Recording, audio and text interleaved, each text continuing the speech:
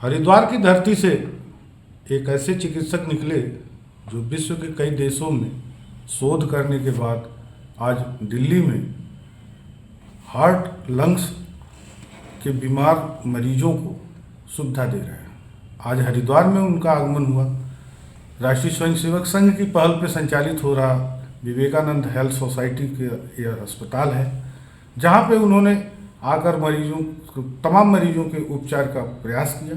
आज हम बात करते हैं उनसे कि चीन से निकला एक वायरस देश में फिर से डर का माहौल बना रहा है। कोरोना की तरह उस वायरस के संबंध में डॉक्टर साहब का क्या राय है, इसके साथ ही हम उनसे और भी बातें करेंगे डॉक्टर राहुल चंदोला से। जी नमस्ते। मेरा नाम डॉक्टर राहुल चंदोला है और मैं एक हार्ट और लंग सर्जन हूँ। बेसिकली हम हार्ट के और लंग के ऑपरेशंस करते हैं। तो जैसे जो है आजकल हार्ट की बीमारियां बहुत कॉमन हैं, स्पेशली कोविड के बाद जो है इवन यंग लोगों में जो है हार्ट की बीमारियां देखने में आ रही हैं। बहुत सारे लोग हैं जिनको आपने देखा होगा कि बहुत यंग एज में जो है जिनको जो है हार्ट अटैक हो रहे हैं। तमाम सेलिब्रिटीज़ हैं जो कि जो है काफ़ी यंग एज में एक्सरसाइज करते समय, स्टेज परफॉर्मेंस देते समय उनको हार्ट अटैक हो गया और उनकी जान तक चली गई उससे। तो ये सारी चीज़ें जो है एक तरह का एक सिग्नल है कि हमें अपने हार्ट की हेल्थ पे ध्यान देना है। हार्ट और लंग जो है एक प्राइम ऑर्गन्स हैं बॉडी में, और हर व्यक्ति को उसके बारे में जो है जानकारी होनी चाहिए। कैसे हम अपने हार्ट को, अपने लंग्स को, अपने फेफड़ों को स्वस्थ रखें, ये जानना बहुत ज़रूरी है। और इसीलिए जो है आज जो है हरिद्वार में हम जो है अपना Swami Vivekananda health society mission जो है, जो हमारा एक संस्था है जिसके तहत तमाम डॉक्टर्स, दुनिया भर के डॉक्टर्स जो है, स्पेशलिस्ट जो है, सब आके जो है अपनी अपनी सुविधाएं देते हैं। पूरे उत्तराखंड में हमारे जो करीब 12 अस्पताल हैं, और न केवल हरिद्वार बल्कि बद्रीनाथ, केदारनाथ, गंगोत्री, नारायण कोटी, हमारा उत्तरकाशी, तो ऐसे सब जगहों पे जो है ये अस्पताल हैं, और सभी जो है एक तरह से चैरिटेबल अस्पताल हैं। मरीज़ों को इन जगहों पे ऑलमोस्ट निशुल्क जो है सुविधाएं मिलती हैं, दवाओं से लेके जो है इलाज तक सब कुछ निशुल्क है। तो हमारा ये प्रयास रहता है कि हम जो है कैसे जो है समाज को ये सारी सुविधाएं जो कि दिल्ली, बम्बई, चेन्नई जैसे मेट्रोपॉलिटन्स में उपलब्ध है, वो अपने इन छोटे शहरों को, जहाँ पे हेल्थ जो है बड़ी मुश्किल से मिलती है, वहाँ पे उपलब्ध कराएं। और यहाँ पे जो मरीज़ होते हैं, जो ऐसे मरीज़ जिनका उपचार यहाँ संभव नहीं है, उनको प्राथमिक चिकित्सा यहाँ मिल जाती है, सेकेंडरी केयर यहाँ मिल जाती है। और फिर जो कॉम्प्लिकेटेड ऑपरेशन है, जैसे हार्ट के तमाम ऑपरेशन हुए, वाल्व के ऑपरेशन हुए, बाईपास सर्जरीज हो गई, लंग के ऑपरेशंस हो गए, लंग की जितनी भी दिक्कतें होती हैं मरीज़ों को, जो कि छोटे अस्पतालों में संभव नहीं है इलाज, तो वो हम अपने मरीज़ों को वहाँ दिल्ली में फिर प्रोवाइड करते हैं वहाँ पे। और वहाँ पे जो है क्योंकि सुविधाएं इस तरह की हैं, चिकित्सक जो है, हमारी टीम काफ़ी स्ट्रॉन्ग है, तो बड़े बड़े कॉम्प्लेक्स ऑपरेशन, बड़े बड़े कॉम्प्लेक्स जो है प्रोसीजर्स वहाँ पे हम लोग करते हैं। डॉक्टर साहब, जैसा आपने कहा कि कोरोना के बाद जी, कोरोना के बाद हार्ट अटैक के मामले बढ़े, इवन युवा उसकी चपेट में, ये इसके पीछे क्या कारण है? देखिए ऐसा है कि कोरोना में क्या हुआ, कई चीज़ें हुई। एक तो नंबर एक चीज़ जो हुई, हर व्यक्ति जो है अपने काम में व्यस्त था, और अचानक एक दिन जो है वो पाबंदी लग गई।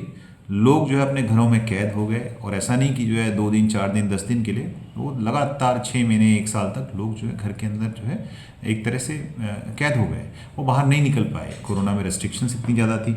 दूसरा जो है, तो एक तो हुआ कि रेगुलर जो काम कर रहे थे, एक्टिविटी बंद हो गई। तो सेडेंट्री लाइफस्टाइल बोलते हैं हम इसको, जिसमें जो है व्यक्ति जो है घर के अंदर ही है, कोई एक्टिविटी जो है कुछ भी नहीं हो रही है, घर से बाहर ही नहीं निकलना हो रहा है लोगों को, एक्टिविटी नहीं हो रही, तो हार्ट में जो है प्लाक फॉर्मेशन और जो है हार्ट की नसों में जो है धीरे धीरे करके फैट डिपॉजिशन ज़्यादा होता है। दूसरी चीज़ स्ट्रेस एक इम्पॉर्टेंट कारण है जिसकी वजह से हार्ट की नसों में ये फैट जमा होता है। तो स्ट्रेस, आप सोचें कोरोना के टाइम पे हर व्यक्ति स्ट्रेस में था, ये पता ही नहीं था कि एक तो पहले जो है हर किसी को अपनी जान का खतरा था, अपने परिवार वालों की जान का खतरा था, चिंतित थे लोग। दूसरी जो मेल्स थे, जो पुरुष लोग थे, उनका जो है, उनको ये नहीं पता था कि आज नौकरी है, कल नौकरी रहे ना रहे, सबकी सैलरी कट हो गई, ये नहीं पता कि 2 महीने बाद तनख्वाह मिलेगी कि नहीं मिलेगी। तो स्ट्रेस जो है वो बहुत हाइटेंड लेवल पे था पूरे समाज में। तो स्ट्रेस एक बहुत बड़ा इंपॉर्टेंट कारण हुआ। तीसरा जो है खान पान, तो व्यक्ति जो है घर पे है, घर पे क्या खा रहे हैं क्या नहीं खा रहे हैं, व्यवस्थित लाइफस्टाइल नहीं है, कोई एक्सरसाइज नहीं है। चौथी चीज़ कि कोरोना ने क्या किया, जिन लोगों को कोरोना हुआ उनके हार्ट की नसों में, हम बोलते हैं उसको टर्म इंक्रीज्ड एथेरोजेनेसिस, कहने का मतलब है कि उसमें जो है प्लाक फॉर्मेशन बढ़ जाता है। जिनको मॉडरेट या सीवियर लेवल का कोरोना हुआ उनके हार्ट की नसों में ये फैट डिपोजिशन ज़्यादा होगा, ऐसा देखा गया है रिसर्च से। अभी एक चीन से एक नया वायरस HMPV करके आया जी, इसके बारे में लोगों को क्या संदेश देंगे? जी देखिए, ये वायरसेस क्या है, हमारे एनवायरनमेंट में जो है हमेशा से रहे हैं, ये कोई नई बात नहीं है। सदियों से रहे हैं, लोगों को रेस्पिरेटरी ट्रैक्ट इन्फेक्शंस होते रहे। हमारे जो है, हम बचपन में भी हमें याद है, हमें इन्फेक्शंस होते थे, नाक चल रही है, कोल्ड हुआ, कफ हुआ, और वो सेल्फ लिमिटिंग होते हैं ज़्यादातर। ऐसे ही ये वाला इन्फेक्शन जो है ये भी उसी तरह के इन्फेक्शंस में से एक है। नया वायरस नहीं है, ये सन 2000 में भी जो है ये वायरस जो है आइडेंटिफाई हो गया था। उससे पहले भी 50 साल पहले भी इस वायरस की जो है होने की जो है प्रमाण हैं। तो वायरस नया नहीं है, लेकिन थोड़ा रीएक्टिवेट हुआ है। ये वायरसेस जो है एनवायरनमेंट में आते रहेंगे। आज ये वायरस है, कल कोई दूसरा वायरस होगा। ये तमाम कोरोना वायरसेस और इन्फ्लुएंजा वायरसेस जो हैं तो हमारे एनवायरनमेंट में है ही हैं। उसके अलावा जो है वायरल फैमिली जो है काफ़ी बड़ी फैमिली है, तो हमें समय समय पे जो है इन वायरसेस से जो है का सामना करना पड़ेगा। अच्छी बात ये है कि ये मेजॉरिटी जो है माइल्ड केसेस होते हैं इसमें, तो ऐसा कोई बहुत चिंता का विषय नहीं है। लेकिन फिर भी हर किसी को सावधान रहना चाहिए, प्रिकॉशंस लेनी है। जो प्रिकॉशंस हमने जो है कोरोना के टाइम पे ली हैं उसी तरह की प्रिकॉशंस की ज़रूरत है। हैंड हाइजीन बहुत ज़रूरी है, अपने स्वास्थ्य का ध्यान रखना है, विटामिन सी लेते रहें, डीप ब्रीदिंग एक्सरसाइजेस करते रहें, स्पायरोमेट्री एक्सरसाइजेस करते रहें, और अपने आप को क्राउडेड प्लेसेस, मतलब जो है भीड़ भाड़ की जगहों में जो है थोड़ा सा अवॉइड करें। मास्क का इस्तेमाल करें अगर भीड़ भाड़ वाली जगहों पे जाना है। तो ये कुछ प्रिकॉशंस हैं जो लेनी पड़ेंगी।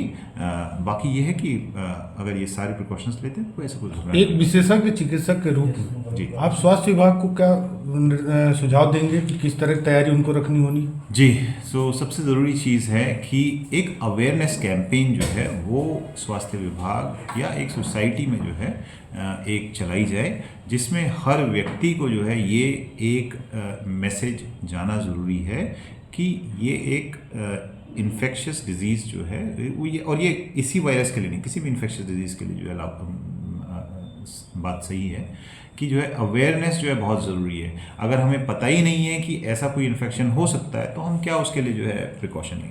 तो हमें पता होना ज़रूरी है, समाज को पता, जनता को पता होना चाहिए कि ऐसा एक इन्फेक्शन इस समय जो है एंडेमिक है। एंडेमिक नहीं बोलेंगे हम, एपिडेमिक बोलेंगे इसको जो है, तो वो है। और उसके लिए जो है ज़रूरी है कि ये प्रिकॉशन, जैसे मैंने बताया, ये सारी प्रिकॉशंस लेनी ज़रूरी हैं। दूसरी चीज़ ये है कि जैसे जितने भी जो ससेप्टिबल इंडिविजुअल्स हैं, जैसा कि जो है जो मरीज़ जिनको जो है डायबिटीज़ है, जिनको हाइपरटेंशन है, जिनको जो है लिपिड लेवल्स बहुत हाई हैं, जिनको थायराइड की बीमारी है, जो ओबीज़ हैं, मोटे हैं बहुत ज़्यादा, या ज़्यादा वृद्ध हैं, 70 साल से ऊपर के लोग हैं, उन लोगों को ख़ास तौर से प्रिकॉशन लेनी है कि उनको जो है ये इन्फेक्शन ना हो, क्योंकि उनको इन्फेक्शन होने का मतलब है कि कॉम्प्लिकेशन रेट ज़्यादा होंगे, तकलीफ़ ज़्यादा होगी।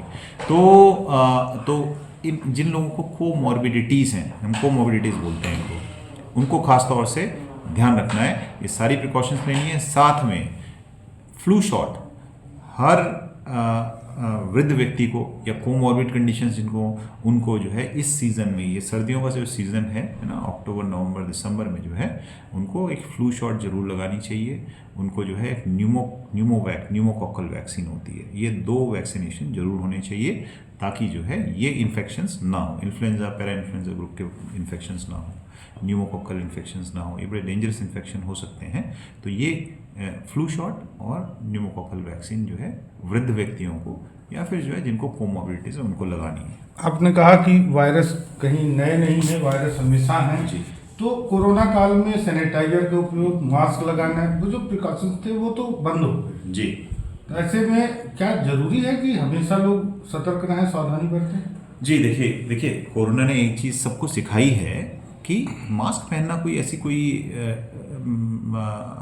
इम्पॉसिबल चीज़ नहीं है। हर व्यक्ति समझ गया है कि मास्क पहनना जो है वो ठीक है। अगर जो है इन्फेक्शन का सस्पिशन है कहीं या कोई इस तरह का एपिडेमिक जो है सुनने में आ रहा है तो लोग मास्क लगा के बाहर निकलें, मार्केट में जो है मास्क लगा के घूमें, वो एक बड़ी चीज़ नहीं है। दूसरी चीज़ ये है कि हमें ये भी देखना है कि इन इन्फेक्शंस का इम्पैक्ट क्या हो सकता है। अब जैसे स्वाइन फ्लू आया था तो स्वाइन फ्लू हमें पता है कि वो काफ़ी डेंजरस, कॉम्प्लिकेशन रेट्स बहुत हाई उस टाइम पे थे उसके, है ना। तो ऑब्वियसली उसमें फिर जो है रेडिकल उपाय लेने की ज़रूरत थी, प्रिकॉशन से लेके और ट्रीटमेंट तक। कोरोना जो फर्स्ट वेव आई, सेकंड वेव आई, वो इतनी डेंजरस थी। उसके बाद आपने देखा कि ओमिक्रॉन वाला जो वायरस था वो थोड़ा माइल्ड था, है ना, चीज़ें थोड़ा सा मेलो डाउन हुई। अभी कोरोना वायरस अभी भी जो है सोसाइटी में है, होता है लोगों को कोविड, लेकिन उस भयंकर फॉर्म में नहीं होता जिस भयंकर फॉर्म में पहले हो रहा था, है ना। इसी तरह से ये वाला नया वायरस आया है, इससे भी जो है इन्फेक्शन हो रहे हैं। माइल्ड फॉर्म है ज़्यादातर, अच्छी बात यह है। सीवियर फॉर्म बहुत कम लोगों में अभी तक देखने में आई है, बट प्रिकॉशन ऑलमोस्ट हमें उसी लेवल के लेने पड़ेंगे जो है कोविड या फिर स्वाइन फ्लू के टाइम पर लिए गए थे। आपने देखा कि कोरोना वायरस से लेकर और नए एक वायरस जिससे 5 लोग संक्रमित देश में मिले हैं, उन सभी से बचाव के तौर और तरीके डॉक्टर साहब ने बताया। उन्होंने यह भी बताया कि प्रिकॉशंस हमें हमेशा लेने हैं, मास्क लगा के रखना है, भीड़ में जाने से बचना होगा, सैनिटाइजर का इस्तेमाल करके अपने आप को सैनिटाइज करना होगा। इन सब चीज़ों, सावधानियों, उसी कोरोना काल की तरह सावधानियों को बरतना होगा।